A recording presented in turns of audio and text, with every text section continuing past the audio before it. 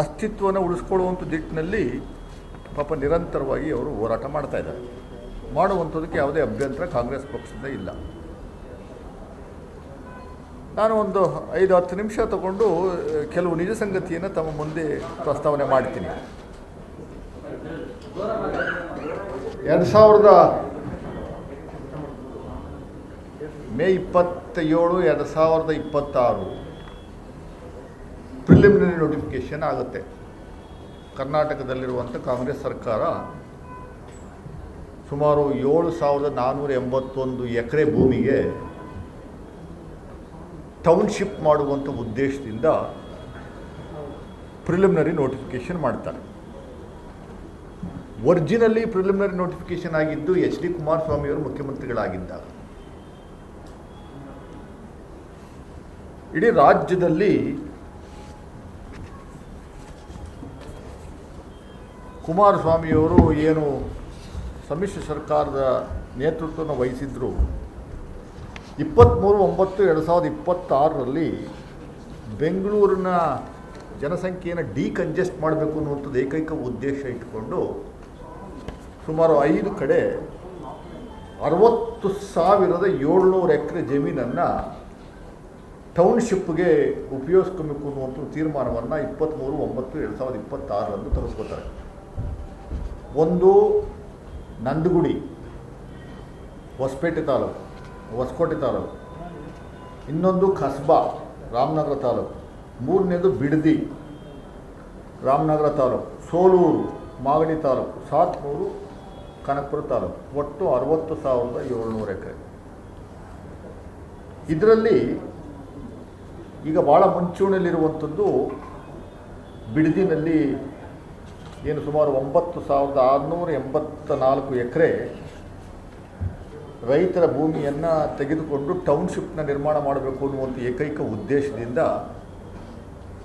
ಇವರು ಈ ಪ್ರೋಗ್ರಾಮನ್ನು ಮಾನ್ಯ HD ಕುಮಾರಸ್ವಾಮಿಯವರು ಹಾಕ್ತಾರೆ. BJP ನೇತೃತ್ವ ಸರ್ಕಾರ, BJP ಮತ್ತು JDS ನೇತೃತ್ವ ಸರ್ಕಾರ. ಕುಮಾರಸ್ವಾಮಿಯವರು ಮುಖ್ಯಮಂತ್ರಿಗಳು, ಯಡಿಯೂರಪ್ಪನವರು ಇರ್ತಾರೆ.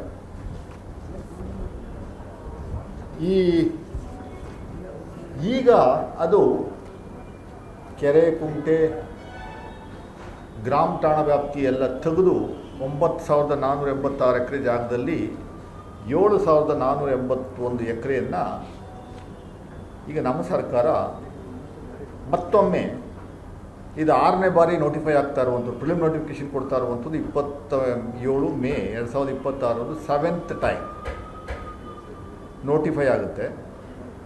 Under work, leave, play.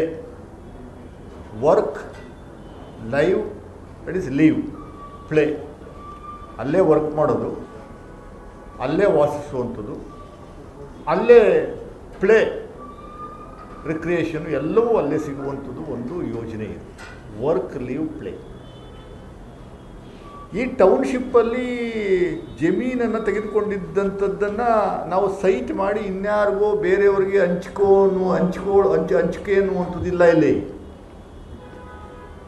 Particularly industry corridor ಮಾಡುವಂಥ ದಿಟ್ಟಿನಲ್ಲಿ 7,481 ಎಕರೆ ಅಲಾಂಗ್ ವಿತ್ ರೆಸಿಡೆನ್ಷಿಯಲ್ ಕಾರಿಡಾರ್. ಇಂಡಸ್ಟ್ರೀಸ್ನಲ್ಲಿ ಕೆಲಸ ಮಾಡುವಂಥವ್ರಿಗೆ ಟೌನ್ಶಿಪ್ನ ನಿರ್ಮಾಣ ಮಾಡಿ ಅವರೇ ಟೌನ್ಶಿಪ್ ನಿರ್ಮಾಣ ಮಾಡ್ಕೊತಾರೆ. ಭೂಮಿ ವಶಪಡಿಸಿ ಕೊಡುವಂಥದ್ದು ಅಷ್ಟೇ ನಮ್ಮ ಜವಾಬ್ದಾರಿ. ಕುಮಾರಸ್ವಾಮಿಯವರು ಮಾಡ್ತಾ ಇರುವಂಥ ಆರೋಪದ ಮೇರೆಗೆ 33,000 ಕೋಟಿ ಹಗರಣ, ಆ 40,000 ಕೋಟಿ ಹಗರಣ ಅದು ಹೆಂಗೆ ಬರುತ್ತೆ, ಹೆಂಗೆ ದುಡ್ಡು ಬರುತ್ತೆ ಅನ್ನುವಂಥದ್ದು ನನಗೆ ಅರ್ಥ ಆಗ್ತಾ ಇಲ್ಲ. ಇದು ಕರ್ನಾಟಕದ ಸಂಸ್ಥೆ, ಅಂಗಸಂಸ್ಥೆ BMRDA ಅಕ್ವೈರ್ ಮಾಡಿಕೊಂಡು ಇಂಡಸ್ಟ್ರೀಸ್ನವ್ರಿಗೆ ಕೊಡ್ತಾರೆ. ಇಂಡಸ್ಟ್ರೀಸ್ನವ್ರಿಗೆ ಕೊಡುವಂಥ ಸಂದರ್ಭದಲ್ಲಿ ಒಂದು ಕಂಡೀಷನ್ಸ್ ಏನು ಅಂತಂದರೆ ವರ್ಕ್, ಲೀವ್, ಪ್ಲೇ ಅನ್ನುವಂಥ ಆಧಾರದ ಮೇರೆಗೆ ನೀವು ಆ ಟೌನ್ಶಿಪ್ನ ಬಿಲ್ಡ್ ಮಾಡಬೇಕು ಅನ್ನುವಂಥ ಉದ್ದೇಶ.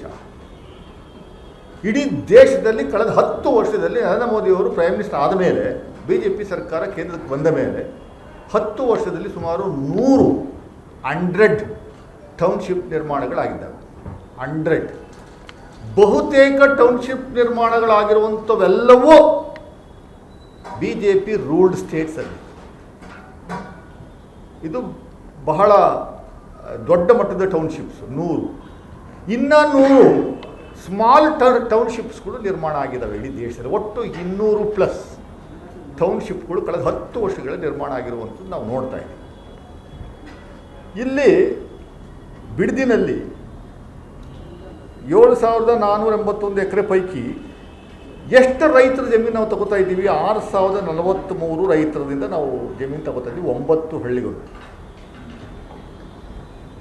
ಯಾವುದೇ ಕಾರಣಕ್ಕೂ ನಾವು ಜಮೀನನ್ನು ಕೊಡಲ್ಲ, ಟೌನ್ಶಿಪ್ ಕೊಡಲ್ಲ ಅನ್ನುವಂಥದ್ದು ರೈಟಿಂಗಲ್ಲಿ ಕೊಟ್ಟಿರುವಂಥ ರೈತರ ಸಂಖ್ಯೆ 1,367. 6,043 ರೈತರಿದ್ದಾರೆ. ಅದರಲ್ಲಿ ನಾವು ಯಾವ ಕಾರಣಕ್ಕೂ ನಮ್ಮ ಜಮೀನನ್ನು ನಿಮಗೆ ಕೊಡುವಂಥದ್ದಕ್ಕೆ ಬರೋದಿಲ್ಲ ಅಂತ ರೈಟಿಂಗಲ್ಲಿ ತಲುಪಿಸಿರುವಂಥದ್ದು, BMRDA ಕಚೇರಿಗೆ ತಲುಪಿಸಿರುವಂಥದ್ದು 1,367 ಅಬ್ಜೆಕ್ಷನ್ಸ್. ಈ 1,367 ರೈತರನ್ನು ನಿಜವಾಗಲೂ ರೈತರ ಇವರು ಏನು ಎತ್ತ ಅನ್ನುವಂಥದ್ದು ಪರಿಶೀಲನೆ ಮಾಡುವಂಥದ್ದಕ್ಕೆ BMRDಯವರು ಒಂದು ಕಮಿಟಿಯನ್ನು ರಚನೆ ಮಾಡಿ ಕಮಿಷನರ್ ನೇತೃತ್ವದಲ್ಲಿ ಈ 1,367 ಜನಕ್ಕೂ ನೋಟಿಸ್ ಕೊಡ್ತಾರೆ. ನೀವು ಬಂದು ದಯಮಾಡಿ ನಿಮ್ಮ ಸಮಸ್ಯೆ ಏನು ಅನ್ನುವಂಥದ್ದನ್ನ ಪ್ರೆಸೆಂಟ್ ಮಾಡಿ ನಮ್ಮ ಮುಂದೆ ಅಂತ. ಆ 1,367 ರೈತರ ಪೈಕಿ 247 ರೈತರು ಬರಲೇ ಇಲ್ಲ. 247 ಫಾರ್ಮರ್ಸ್ ವರ್ ಆಬ್ಸೆಂಟ್. ಎರಡನೇ ನೋಟಿಸ್ ಕೊಟ್ಟರು ಬರಲಿಲ್ಲ. ಆದ್ದರಿಂದ ನಾವು ಏನು ಫೈನಲೈಸಿಗೆ ಬಂದ್ವಿ ಅಂತಂದರೆ 247 ಬೋಗಾಸ್ ಅರ್ಜಿಯನ್ನು ಕೊಟ್ಟಿರುವಂಥದ್ದು ನಮಗೆ ಕಂಡು ಬಂತು. ಇನ್ನು ಮಿಕ್ಕಿದ್ರಲ್ಲಿ 259 ರೈತರು ಅಟೆಂಡ್ ಮಾಡಿ ನಾವು ಜಮೀನು ಕೊಡಲ್ಲ ಅಂತ ಹೇಳಿಲ್ಲ. ಅವರು ನಮಗೆ ರೇಟ್ನ ಜಾಸ್ತಿ ಕೊಡಿ, ನಂಬರ್ ಆಫ್ ಸೈಟ್ಸ್ನ ಜಾಸ್ತಿ ಕೊಡಿ, ನಮ್ಗೆ ಆ ಸಮಸ್ಯೆಯನ್ನು ಬಗೆಹರಿಸ್ಕೊಡಿ, ಈ ಸಮಸ್ಯೆಯನ್ನು ಬಗೆಹರಿಸ್ಕೊಡಿ ಅಂತ ಕೇಳಿರುವಂಥದ್ದು 259 ಜನ.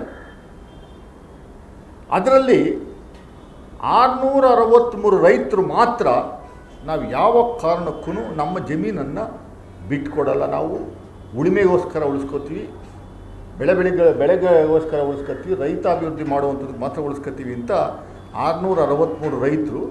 ಇವರು ಒಟ್ಟು ಜಾಗ 1,348 ಎಕರೆ. 1,348 ಎಕರೆ. 7,481 ಎಕರೆ ಪೈಕಿ 1,348 ಎಕರೆಗೆ ನಾವು ಕೊಡಲ್ಲ ಅಂತ ಅವರು ರೈಟಿಂಗಲ್ಲಿ ಮತ್ತೆ ಫೈನಲಾಗಿ ಕಮಿಟಿ ಮುಂದೆ ಬಂದು ರೆಪ್ರೆಸೆಂಟೇಷನ್ ಮಾಡಿರುವಂಥದ್ದು.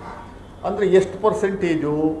10.97 ಅಂದರೆ 11% ರೈತರು ಭೂಮಿಗೆ ಕೊಡಲ್ಲ ಅನ್ನುವಂಥ ಒಂದು ವಿರೋಧ ವ್ಯಕ್ತಪಡಿಸ್ತಾ ಇರುವಂಥದ್ದು. 11% is on record. We have all the documents here. ಸುಮ್ಮನೆ ಏನು ಇಟ್ಟಂಟನ್ ಸ್ಟೇಟ್ಮೆಂಟ್ ಮಾಡಿ ಹೋಗುವಂಥದ್ದಲ್ಲ. 80% ರೈತರು ಒಪ್ಪಿಲ್ಲ ಭೂಮಿ ಕೊಡುವಂಥದ್ದಕ್ಕೆ ಅಂತ ಕುಮಾರಸ್ವಾಮಿಯವರು ವಾದ ಮಂಡನೆ ಮಾಡ್ತಾ ಇರುವಂಥದ್ದು ಸುಳ್ಳು, 100ಕ್ಕೆ 100ರಷ್ಟು ಅಪ್ಪಟ್ಟ ಸುಳ್ಳು. ಇದರಲ್ಲಿ 27ನೇ ತಾರೀಕು ನಾವು ನೋಟಿಫೈ ಮಾಡ್ತೀವಿ, ಪ್ರಿಲಿಮಿನರಿ ನೋಟಿಫಿಕೇಷನ್ನು. 29ನೇ ತಾರೀಖೆ ಅನಿತಾ ಕುಮಾರಸ್ವಾಮಿಯವರು ಒಂದು ಪತ್ರ ಬರೀತಾರೆ ನೋಡಿ, ಇಲ್ಲಿದೆ 29/3/2025 ಪತ್ರ ಬರೀತಾರೆ. ಯಾರಿಗೆ? ಆಯುಕ್ತರು, ಗ್ರೇಟರ್ ಬೆಂಗಳೂರು ಅಭಿವೃದ್ಧಿ ಪ್ರಾಧಿಕಾರ ಬೆಂಗಳೂರಿಗೆ. ಏನಂತ ಪತ್ರ ಬರೀತಾರೆ? ಪತ್ರದ ಸಾರಾಂಶ ಏನು? 2 ಲೈನ್ನ ಓದ್ತೀನಿ ನಾನು.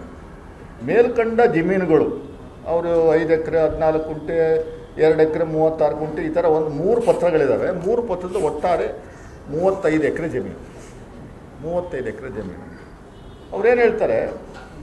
ಮೇಲ್ಕಂಡ ಜಮೀನುಗಳು ಅನಿತಾ ಕುಮಾರಸ್ವಾಮಿಯಾದ ನಾನು ನನ್ನ ಹೆಸರಿನಲ್ಲಿಯೇ ಖಾತೆ ಪಹಣಿಗಳು ದಾಖಲಾಗಿದ್ದು, ನಾನು ಕೆಲವು ಕಾರಣಾಂತರಗಳಿಂದ ವಿನಯ್ ಗೌಡ ಎಂ ಜಿ ರವರ SPA ಮೂಲಕ ಅಧಿಕಾರವನ್ನು ನೀಡಿರುವುದು ಸರಿಯಷ್ಟೇ. ಈಗ ಆ ಅಧಿಕಾರವನ್ನು ನಾನು ಹಿಂಪಡೆದುಕೊಂಡಿದ್ದು ಹಾಗೂ ಈ ಜಮೀನುಗಳು ಸಂಪೂರ್ಣ ಸ್ವಾಧೀನಾನುಭವಕ್ಕೆ ಪಡೆದುಕೊಂಡಿರುತ್ತೇನೆ. ಆದ್ದರಿಂದ ಈ ಜಮೀನು ಭೂ ಸ್ವಾಧೀನವಾದಲ್ಲಿ ಇದಕ್ಕೆ ಸಂಬಂಧಿಸಿದ ದಾಖಲಾತಿಗಳನ್ನು, ನೋಟಿಸ್ಗಳನ್ನು ಹಾಗೂ ಇದಕ್ಕೆ ಸಂಬಂಧಿಸಿದ ಯಾವುದೇ ದಾಖಲಾತಿಗಳನ್ನು, ಹಣವನ್ನು ನನಗೆ ಈ ಮೇಲ್ಕಂಡ ವಿಳಾಸಕ್ಕೆ ನೀಡಬೇಕಾಗಿ ಈ ಮೂಲಕ ವಿನಂತಿಸಿಕೊಳ್ಳುತ್ತೇನೆ ಅಂತ ಕುಮಾರಸ್ವಾಮಿಯವರು, ಅನಿತಾ ಕುಮಾರಸ್ವಾಮಿಯವರು 3 ಪತ್ರವನ್ನು ಬರೆದರು.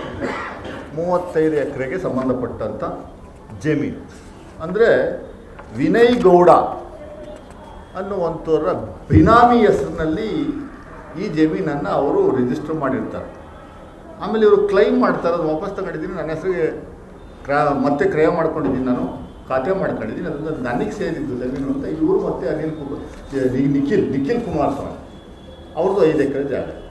ಅಫಿಷಿಯಲ್ ಆಗಿ. ಇದು ಬಿನಾಮಿ ಹೆಸರಲ್ಲಿದ್ದಂಥ ಜಾಗ. ಒರಿಜಿನಲಿ ಇವ್ರ ಫ್ಯಾಮಿಲಿ ಹೆಸರಲ್ಲಿರುವಂಥ ಜಾಗ ಹೋದ ಡಾಕ್ಯುಮೆಂಟ್ಸೇ ಬೇರೆ ಇದ್ದಾವೆ. ಅದನ್ನು ನಾನು ಹೇಳ್ತೀನಿ.